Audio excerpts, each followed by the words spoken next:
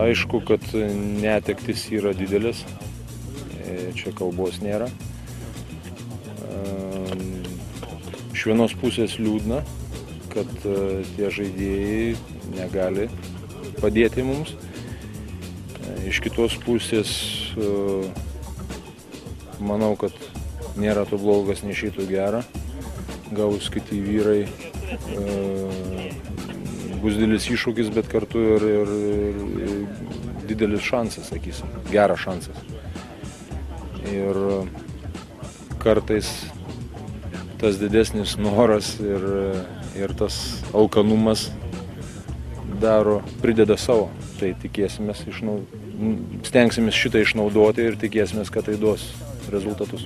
Kiekvienam naujam kolektyve tu turi įrodyti, tu turi, kaip ten sako, parduoti savo idėjas ir viskas yra iš naujo.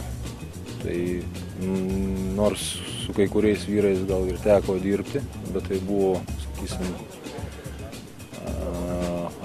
anksčiau, sakysim, ankstyvoju mano toj karjeroj, praėjo kažkiek tai laiko.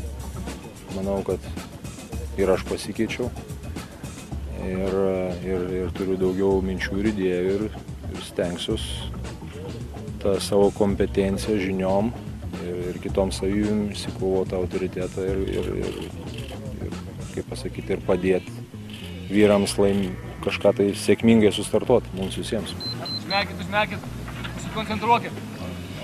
Tempkitės raumenis, pilvo presą, nugarą, šlaunį, davai, dar. Stop!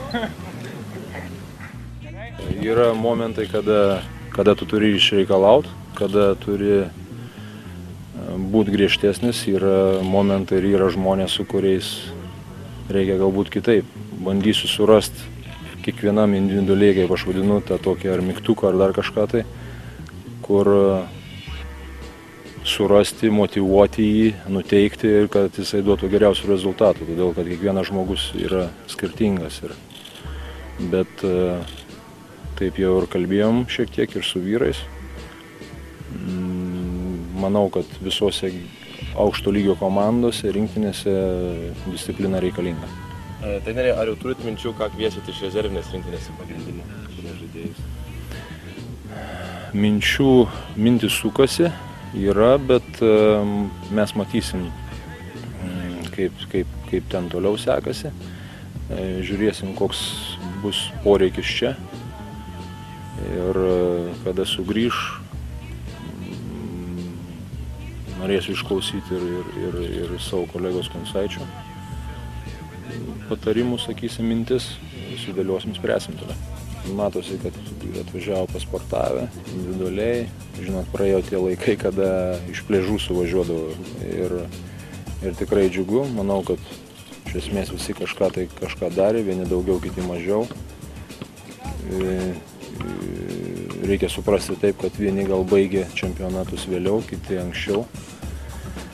Bet gal neatrodo, nežinau kiek jūs matėt, gal neatrodo, kad labai buvo intensyvi, bet kiekvienam etapė yra skirtingi uždaviniai keliami ir esu patenkintas taip, kaip dirbo, nusiteikimu, nuotaikom. Gal apsikalbėt, kada jau imsit kamuolį rankas žaidėjai? Šiandien vakare.